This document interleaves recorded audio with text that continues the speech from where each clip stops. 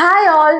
Oats with fruits and chia seeds, buttermilk, grilled fish with egg whites. Weight loss க்கு எடுத்துக்கோங்க. Oats with nuts and honey, curd, whole chicken breast with whole eggs. Weight gain க்கு எடுத்துக்கோங்க.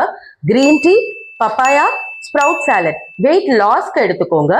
Dates with nuts and milk smoothie, banana, paneer cubes. Weight கெயின்க்கு எடுத்துக்கோங்க. இந்த மாதிரி உங்களுக்கு என்ன டயட் வேணுங்கிறத கீழே கமெண்ட் பண்ணுங்க. நம்ம ஸ்ரீ ஃபிட்னஸ் ஸ்டுடியோ பேஜையும் ஃபாலோ பண்ணிக்கோங்க.